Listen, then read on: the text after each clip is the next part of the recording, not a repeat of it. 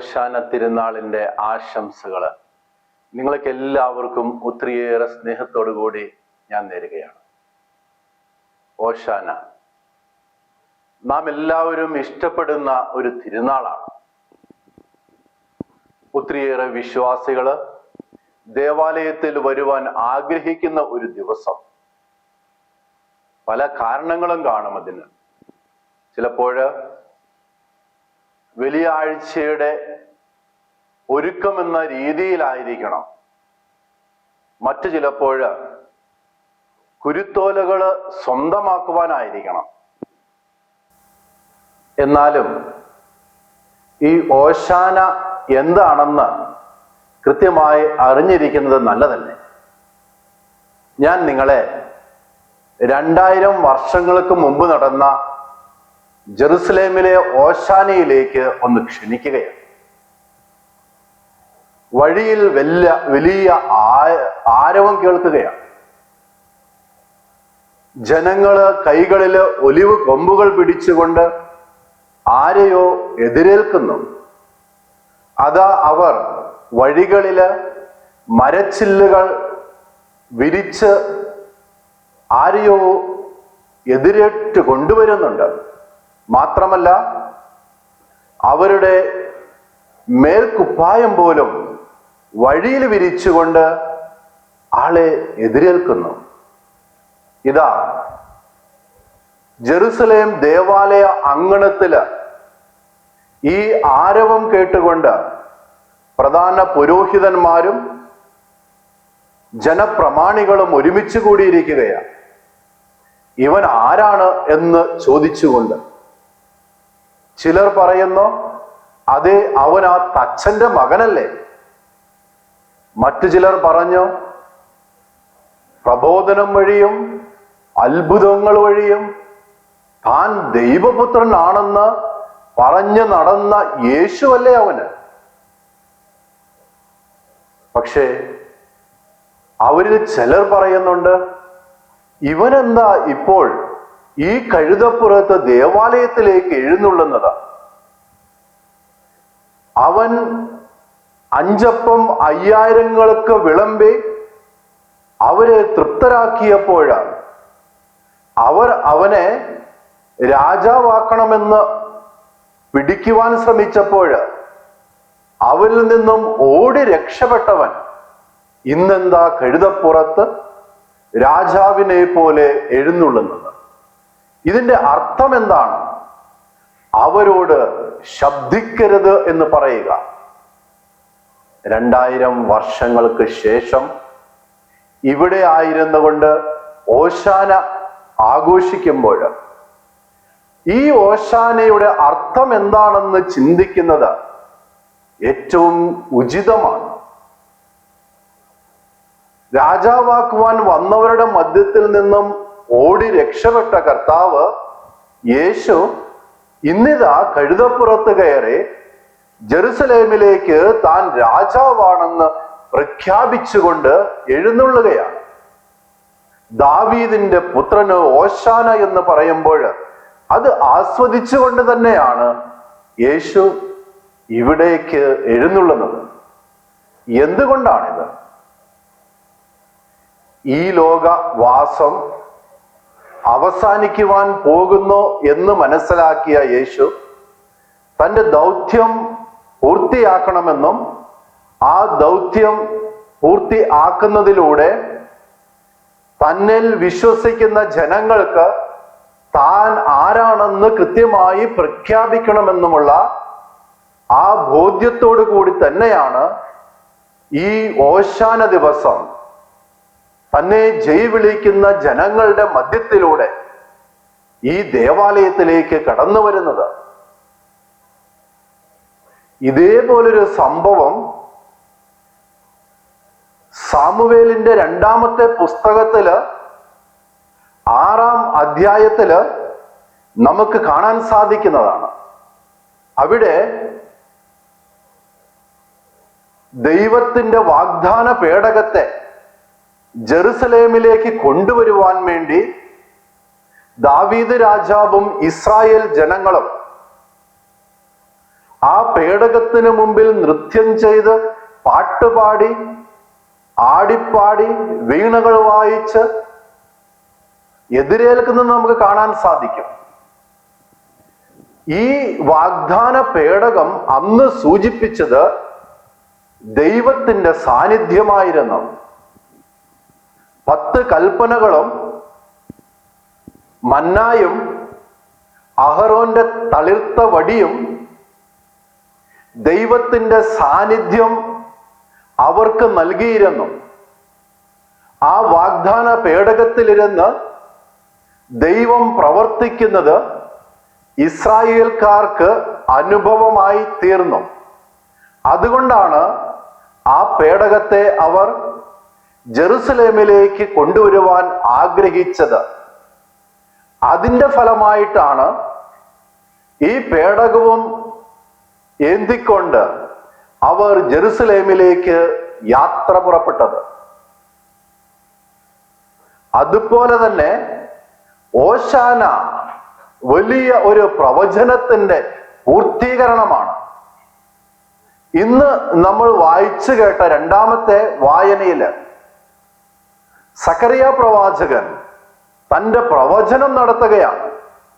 9-ാം അധ്യായം 9-ാം വാക്യം നിങ്ങൾക്ക് വേണ്ടി ഞാൻ വായിക്കുന്നു.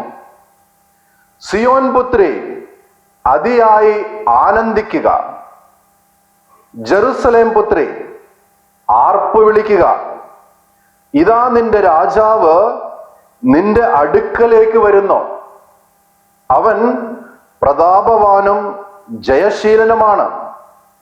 അവൻ വിനയാൻവിതനായി കഴുതപ്പുറത്ത്, കഴുതക്കുട്ടിയുടെ പുറത്ത് കയറി വരുന്നു. 520 മുതൽ 518 BC-യില് സക്കറിയ പ്രവാചകൻ പ്രവചിച്ച ആ പ്രവചനം ഇതാ ജെറുസലേമില് ഓശാന ദിവസം നിറവേറുകയാണ്. സക്കറിയ പ്രവാചകന്റെ ഈ പ്രവചനം അന്ന് ഇസ്രായേൽക്കാർക്ക് വലിയ ഒരു പ്രതീക്ഷയാണ് നൽകിയിരുന്നത്.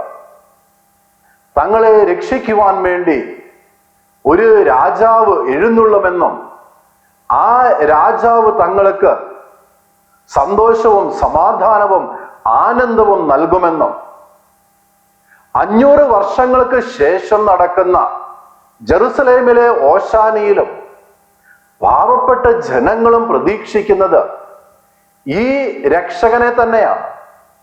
ആ രക്ഷകൻ യേശുവാണെന്ന് തങ്ങളുടെ കണക്കുകൂട്ടുകളിലൂടെ മനസ്സിലാക്കിയ സാധാരണക്കാർ ജനങ്ങളാണ് യേശുവിനെ എതിരേറ്റുകൊണ്ട് ഇവൻ ദാവീദിന്റെ പുത്രനാണെന്നും ഇവൻ ലോകരക്ഷകനാണെന്നും ഇവനാണ് തങ്ങളെ രക്ഷിക്കുന്നതെന്നും ഇവൻ തങ്ങളെ രക്ഷിക്കണമേ എന്നും അങ്ങനെ ആനന്ദ കീർത്തനവും അതോടൊപ്പം തന്നെ തങ്ങളുടെ യാചനകളും യേശുവിന്റെ തിരുസന്നിധിയിൽ ഇവർ സമർപ്പിക്കുന്നത്. ഇവിടെ യേശു ജെറുസലേമിലേക്ക് കടന്നു വരുന്നത് കൊട്ടാരത്തിൽ ചെന്ന് രാജാവായി തീരാൻ വേണ്ടിയല്ല. അവൻ കടന്നു വരുന്നത് ദേവാലയത്തിലേക്കാണ്. ദേവാലയത്തിൽ വന്ന് താൻ ദൈവത്തിന്റെ കുഞ്ഞാടാണെന്ന് ജനങ്ങൾക്ക് വെളിപ്പെടുത്തി കൊടുത്ത് പെസഹ ദിവസം കുഞ്ഞാടായി തീരുവാൻ വേണ്ടിയാണ്. ജെറുസലേമിൽ പെസഹ തിരുനാൾ ആഘോഷിക്കുമ്പോൾ അതിന് 4 ദിവസം മുമ്പ് പെസഹ കുഞ്ഞാടിനെ അവർ ദേവാലയത്തിലേക്ക് കൊണ്ടുവന്നിരുന്നു. കാരണം ആ പെസഹ കുഞ്ഞാട് ഒരു തരത്തിലും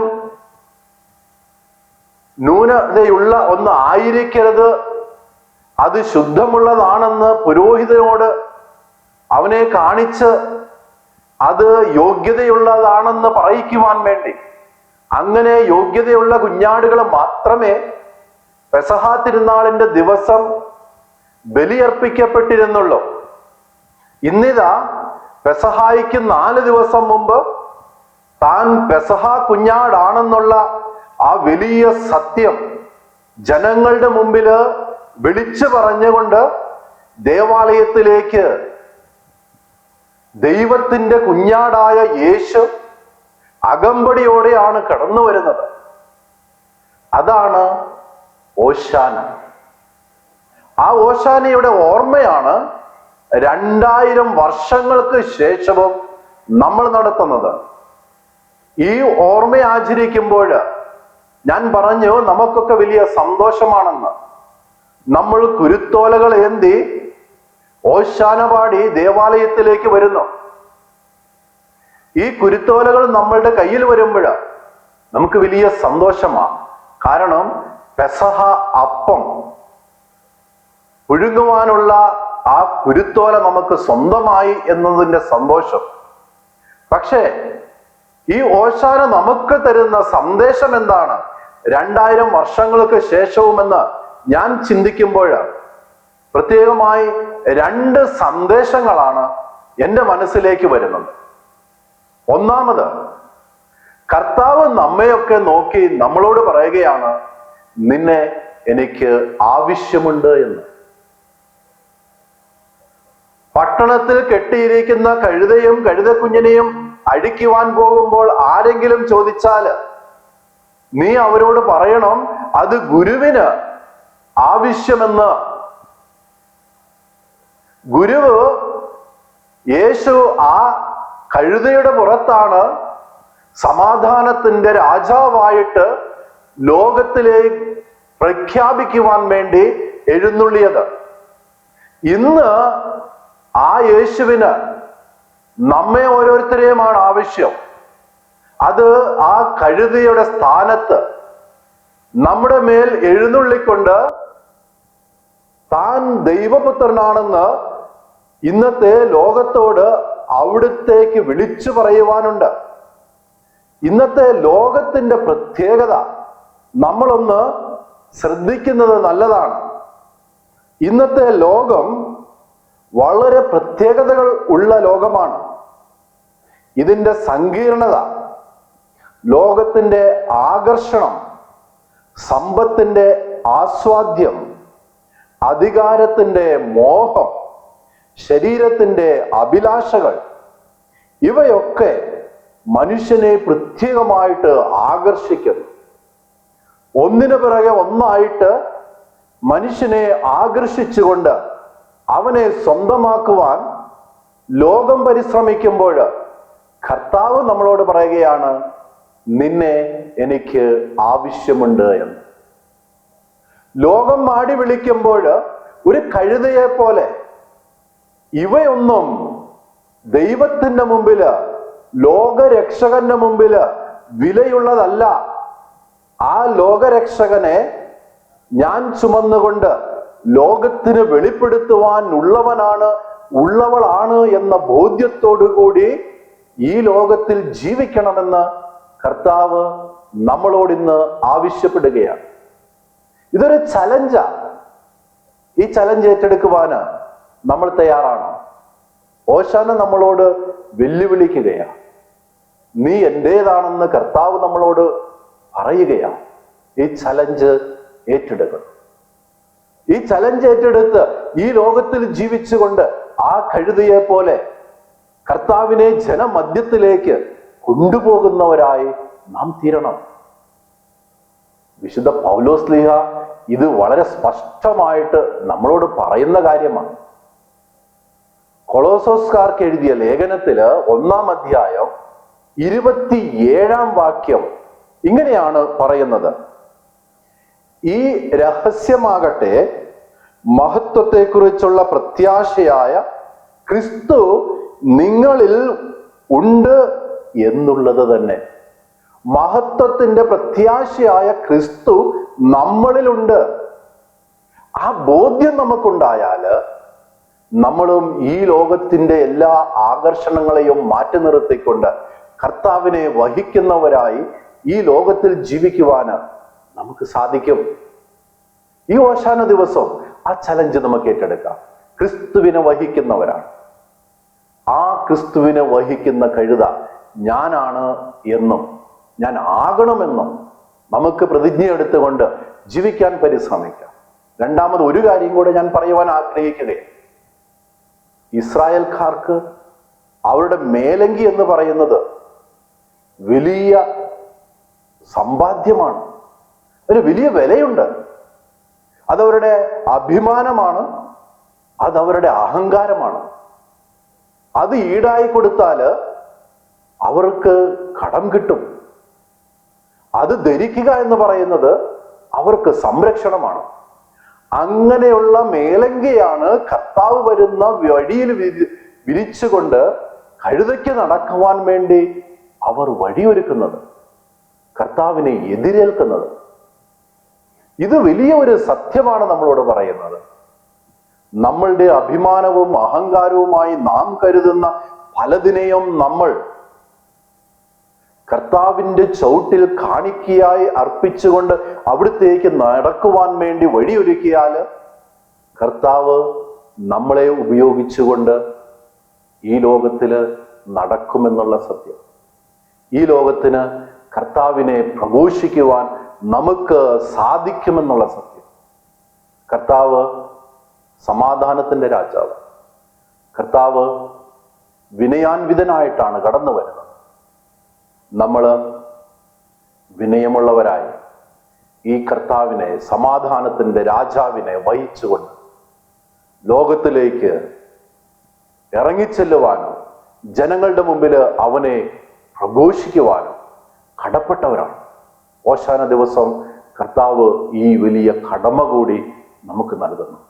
ഇതും കൂടി ഏറ്റെടുത്തുകൊണ്ട് കർത്താവിനെ പ്രഘോഷിക്കുന്ന, കർത്താവിനെ വഹിക്കുന്ന, കർത്താവിൻ്റെ പ്രിയപ്പെട്ട മക്കളാണ് നമ്മൾ എന്ന് ചിന്തിച്ചുകൊണ്ട് നമ്മുടെ കയ്യിലെ കുരുത്തോലകളേന്തി നമ്മുടെ ഭവനങ്ങളിലേക്ക് തിരിച്ചു പോകാനോ അവിടെ അതനുസരിച്ച് ജീവിക്കുവാനും നമുക്ക് സാധിക്കട്ടെ എന്ന് പ്രാർത്ഥിക്കുന്നു, ആശംസിക്കുന്നു. ദൈവം നിങ്ങളെ എല്ലാവരെയും സമൃദ്ധമായി അനുഗ്രഹിക്കട്ടെ.